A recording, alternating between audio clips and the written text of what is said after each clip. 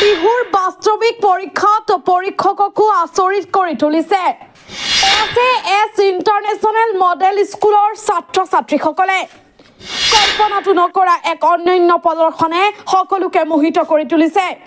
আজি বিদ্যালয়খনৰ দ্বাদশ শ্ৰেণীৰ ছাত্ৰ ছাত্ৰীসকলৰ মাজত অনুষ্ঠিত হয় বিহুৰ বাস্তৱিক পৰীক্ষা। এই পৰীক্ষাত পৰীক্ষক হিচাপে উপস্থিত আছিল বিহু সুৰক্ষা সমিতিৰ সাংগঠনিক সম্পাদক বাবুল বৰা।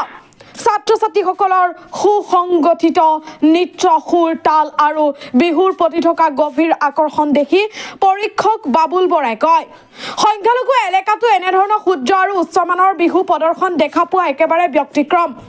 এই ছাত্ৰ ছাত্ৰীসকলে অসমৰ সংস্কৃতি সংৰক্ষণৰ ক্ষেত্ৰত এক উজ্জ্বল উদাহৰণ স্থাপন কৰিছে। এছ ইণ্টাৰনেশ্যনেল মডেল স্কুলৰ এই প্ৰদৰ্শনে পুনৰ এবাৰ প্ৰমাণ কৰিলে অসমীয়া সংস্কৃতি আৰু বিহু কেৱল এক নৃত্য নহয়, ই এক পৰিচয়। আৰু আজি এছ ইণ্টাৰনেশ্যনেল মডেল স্কুলত যি পৰীক্ষক হিচাপে মোৰ দায়িত্ব পৰিছিলে, ইয়াত আহি মই মানে ল'ৰা ছোৱালী যথেষ্ট সংখ্যক ল'ৰা ছোৱালী পাইছোঁ আৰু মানে ইয়াত 80%ই মুছলিম সম্প্ৰদায়ৰ ল'ৰা ছোৱালী। তথাপিও তেওঁলোকৰ যিটো উৎসাহ উদ্দীপনা মই হতভম্ব হৈছোঁ। গতিকে অনাগত দিনত আমি আশা কৰিছোঁ যাতে এইখন বিদ্যালয়ত আৰু 100% ল'ৰা ছোৱালী মানে ইয়াত মানে অংশগ্ৰহণ কৰে।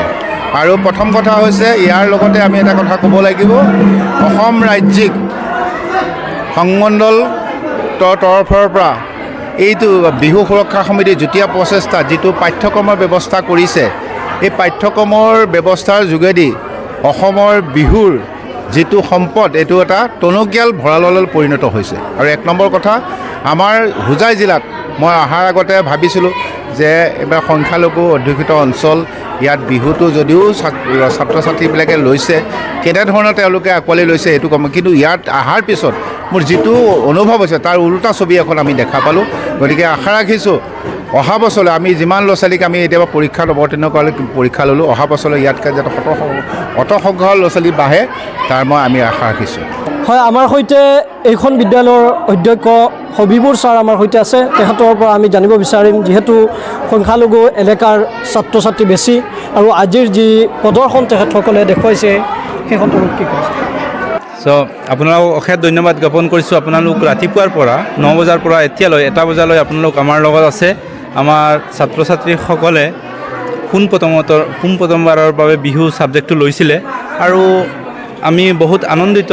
কেইদিন প্ৰশিক্ষণৰ পিছত যথেষ্ট উন্নত পাৰফৰ্মেঞ্চ কৰিছে আমাৰ বাবুল বৰা ছাৰ আহিছিল এক্সটাৰ্নেল হিচাপত, ছাৰেও মানে আমাক কৈছে আৰু আমি আশা কৰিছোঁ যে আগলৈ আমি বিহু ছাবজেক্ট আৰু বেছিকৈ ষ্টুডেণ্টে লোৱাৰ ইনস্পাইৰেশ্যন মটিভেট কৰিম আৰু আমাৰ অনাগত দিনত আমি ইয়াতে আৰু ৱৰ্কশ্বপ কৰিম।